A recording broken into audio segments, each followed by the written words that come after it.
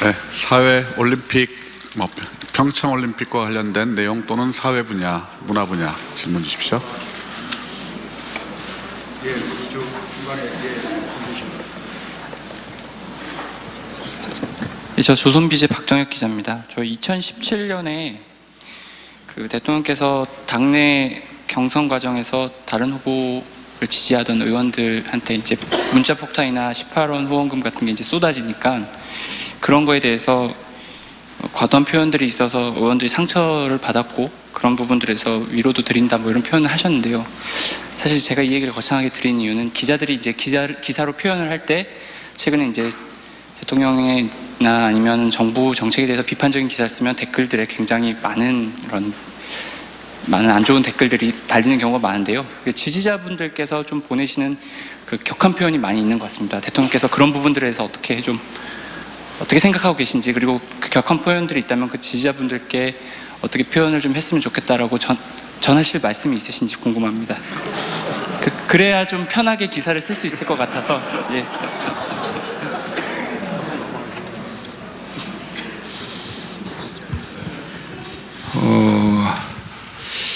아마 그 언론인들께서는 기사에 대해서 이 독자들의 의견을 과거부터 받으실 텐데요. 지금처럼 그렇게 활발하게 많은 이렇게 댓글을 받거나 하는 것이 조금 익숙하지 않은지 모르겠습니다.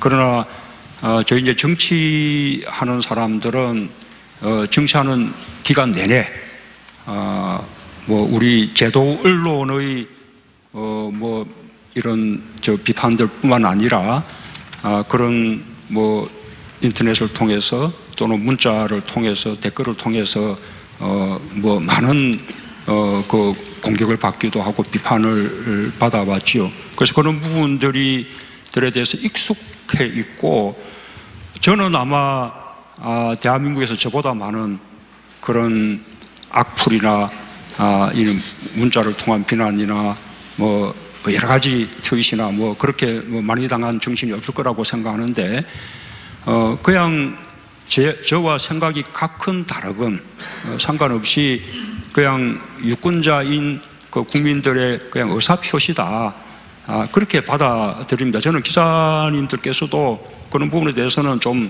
담담하게 그렇게 뭐 생각하시면 되지 않을까 싶습니다. 너무 그렇게 예민하실 필요는 없지 않은가 그렇게 생각을 합니다. 예.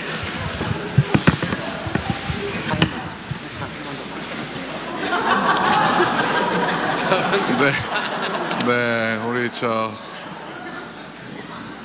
감사합니다, 대통령님. 저는 평창 올림픽에 개최되는 강원도에 있는 강원도밀보 남궁창성 기자입니다.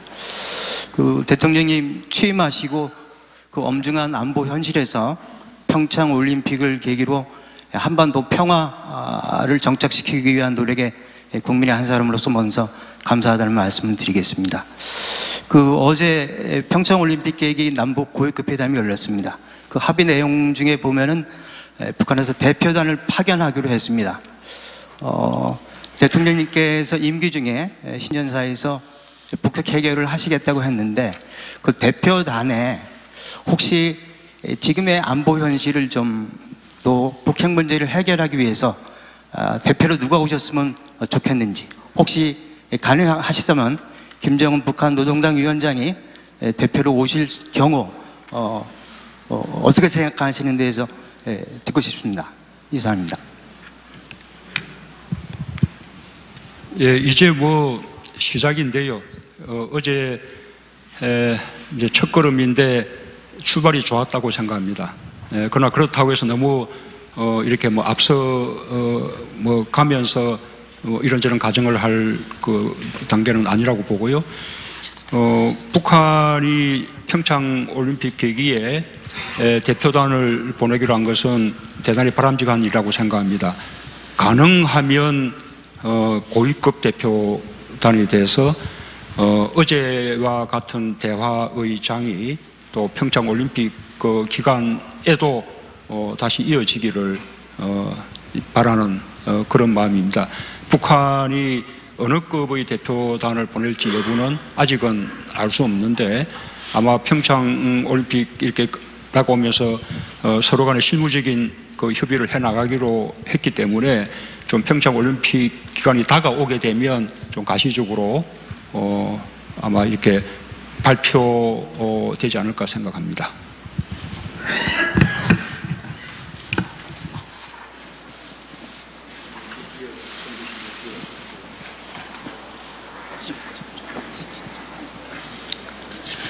예, 감사합니다. 저는 대전일보 송충원이라고 합니다.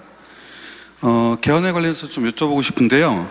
아까도 말씀하시면서 그 국회와 별개로 정부에서도 국민의 의견을 수렴한 개헌안을 준비해서 뭐 국회와 협의하겠다라고 말씀하셨는데 남은 기간을 좀 역산해 보면은 시간이 마냥 국회의 협의를 지금 기다릴 수만은 없는 그런 상황인 것 같거든요. 말씀하신 것처럼 정부에서 그 정부나 청와대에서 국민 의견을 수렴하는 그런 과정도 있어야 될 테고요. 그래서 언제까지 국회의 협의 과정을 좀 지켜보실 수 있는 마지노선 시기가 언제인지 하고요. 그 관련해서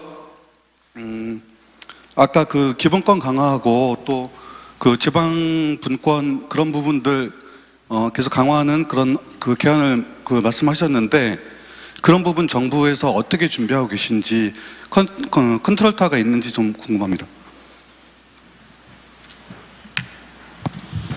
대체로 지방선거 시기에 개헌 국민투표를 함께 하려면 아마도 3월 중 정도에는 발의가 돼야 되지 않을까 생각합니다.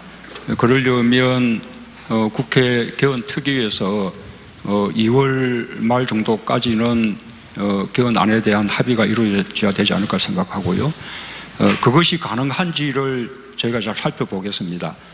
국회의 그 개헌 특위의 논의가 2월 정도의 합의를 통해서 3월 정도 발의가 가능하다고 판단된다면 저는 국회 쪽의 논의를 더 지켜보면서 기다릴 생각입니다. 그러나 그것이 기대하기 어렵다고 판단되면 정부가 보다 일찍 개헌에 대한 준비를 자체적으로 또 해나가야 되지 않을까 싶습니다.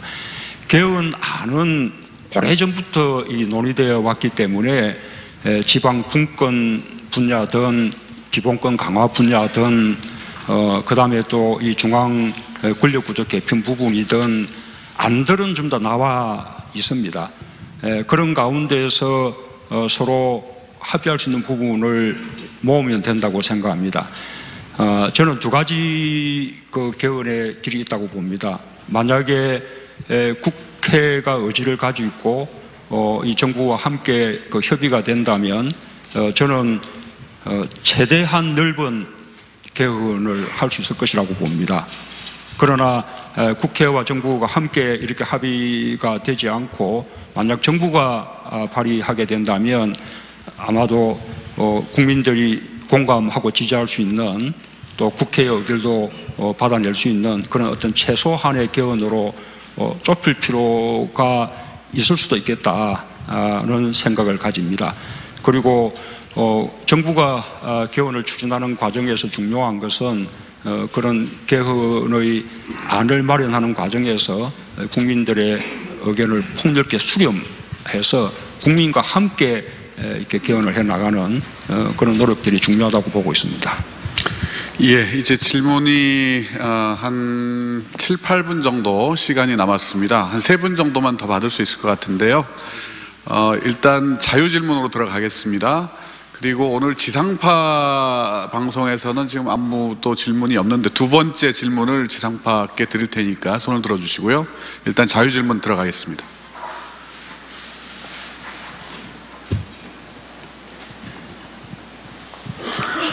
JTBC 이성대 기자라고 합니다. 그 남북 관계에 대해서 다시 한번 질문을 좀 하고 싶은데요. 그 대통령께서 신년사에서도 올해를 한반도 평화의 원년으로 삼고 싶다 말씀을 하셨습니다.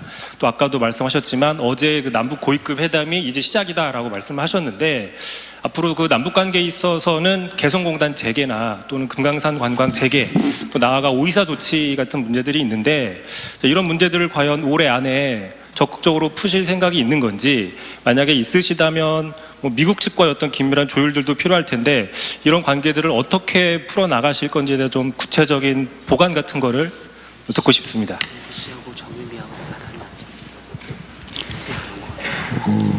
일단 그 오이사 조치 중에서 어떤 경제적인 교류 부분, 그리고 또 개성공단, 금강산 관광 이런 부분들은 지금 이제 국제적으로 이루어지고 있는 제재, 특히 그 유엔 안보리가 결의한 제재 그 틀 속에서 판단하지 않을 수 없을 것 같습니다. 이것이 유엔 안보리가 결의한 어떤 제재 범위 속에 있는 것이라면 우리가 독자적으로 그 부분들을 해제하기는 어렵다고 봅니다. 결국은 북한하고의 관계 개선은 북핵 문제 해결과 함께 가지 않을 수 없다고 봅니다. 저는 이 두 트랩의 서로 대화 노력이 서로 선순환 작용을 할 것이라고 봅니다. 남북관계 개선을 위한 대화 또 노력들이 북핵 문제 해결에도 도움을 주게 되고, 또 북핵 문제 해결의 부분에서 좀 진도가 나가야 또 남북관계도 그만큼 더 발전할 수 있고 그런 관계라고 봅니다. 일단 우리로서 할 수 있는 것은 남북관계 개선을 위한 이 북한의 대화를 통해서 북한이 비핵화를 위한 대화로도 나서도록 그렇게 유도해 내는 것이라고 봅니다. 그런 것이 이루어진다면 그 속에서 아까 개성공단 재개라든지 금강산 관광의 재개 문제는 그 속에서 검토해 나가겠습니다. 네, 지상파 분 중에서 이번엔 질문을 해주시죠. 예.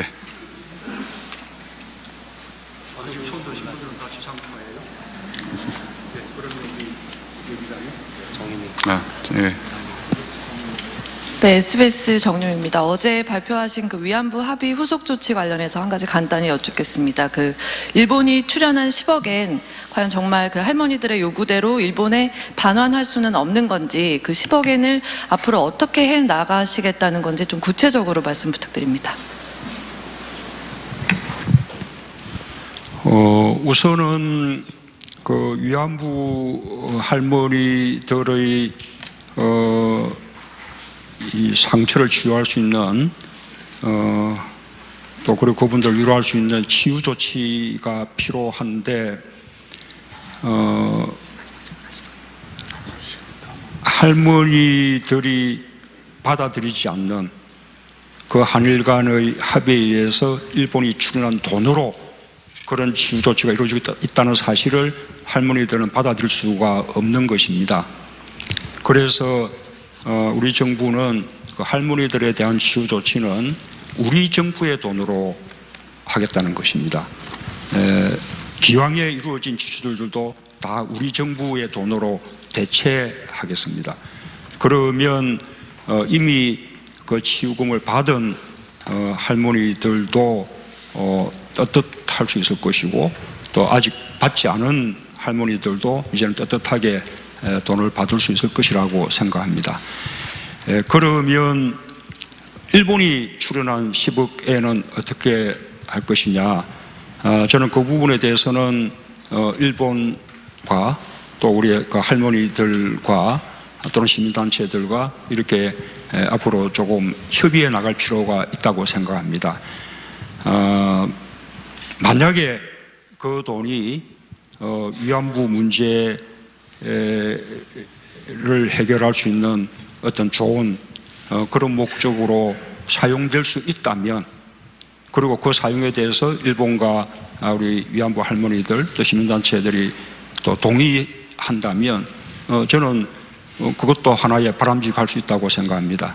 그래서 일본이 출연한 10억엔의 앞으로 사용 이 부분에 대해서는 좀 더 시간을 가지고 일본과 더 협의해 나가고, 또 위안부 할머니들 비롯한 관련 단체들과도 협의해 나가겠습니다. 자, 이제 마지막 질문자입니다.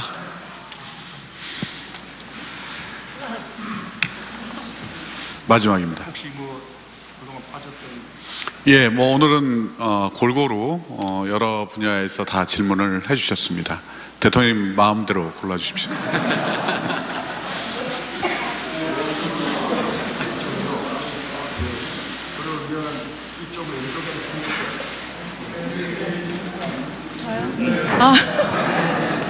감사합니다. 울산매일신문 조혜정 기자입니다. 대통령님께서는 그 약속을 꼭 지킨다는 그런 소신을 강조하고 계신데요. 예전에 그 대선 공약 때 핵심 약속 중에서 이 그 기자회견을 대변인에게만 맡기지 않고 직접 기자들을 찾아서 이 수시 브리핑을 하신다는 약속을 하셨습니다. 오늘 또 이렇게 대변인의 입이 아니라 이 대통령님의 직접적인 워딩을 들으니까 더 귀에 쏙쏙 들어오는 것 같은데요. 이 취임 이후에 그 많은 버라이어티한 일들이 많았습니다. 그 신고리 원전 사회적 합의 갈등도 있었고요. 헌재 소장이 국회 동의 없이 그 인선이 굉장히 연장되는 그런 어려움도 있었습니다. 지금까지 일어난 많은 발생한 일들이 수시 브리핑을 할 만한 사안이 아니었는지, 그동안 없었는지, 혹시 대통령님께서 기자들과 직접적인 수시 브리핑을 하고 싶었지만 우리 정치공학상 우리 참모진들의 만류가 있었는지도 궁금하고요. 앞으로 어떤 사안에 대해서 수시 브리핑을 하실 의향이 있으신지 여쭙고 싶습니다.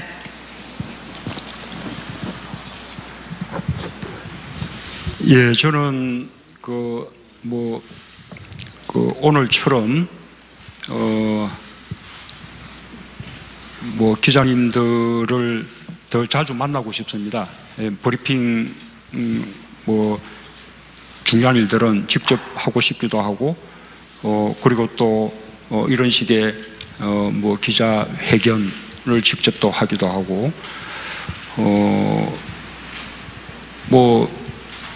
그런데 또 많은 일들이 있었고, 그 가운데 해외에 나가야 될 일정들도 많았고, 그래서 하고 싶은 일들을 다 할 수는 없는 상황이죠. 어쨌든 국민과의 소통은 가장 중요한 일이라고 생각합니다. 그리고 국민과의 소통의 방법으로 우리 언론과 소통하는 것은 또 그 가운데서도 또 핵심적인 것이 될 수 있기 때문에 언론과의 접촉을 더 늘려나가도록 그렇게 노력해 나가겠습니다. 예, 이제 질문은 모두 끝났고요. 여러분들 질문 많이 하셨습니다. 오늘 처음으로 이제 실시한 대통령 직접 지명 방식의 기자회견을 해봤는데요. 일부 기자분들께서는 아예 양손을 드시는 분도 계시고, 어떤 분은 아예 인형을 들고 오셔가지고 올리시는 분도 계시고, 눈도 안 마주쳤는데 몸부터 일하시는 분도 오늘 계셨습니다. 아마 새로운 문화가 이제 정착이 돼갈 것 같습니다. 이것으로 오늘 회견을 모두 마치기로 하겠습니다. 지금까지 함께 해주신 언론인 여러분, 그리고 시청해주신 국민 여러분, 대단히 감사합니다. 문재인 대통령께서 퇴장하시겠습니다. 장내 계신 여러분. 예, 질문 기회 못 드린 분들께는 죄송스럽다 말씀드리고요. 다음에 또 이런 기회가 있다면 그때는 또 오늘 질문하지 못하신 분들에게 또 기회를 드리겠습니다. 감사합니다.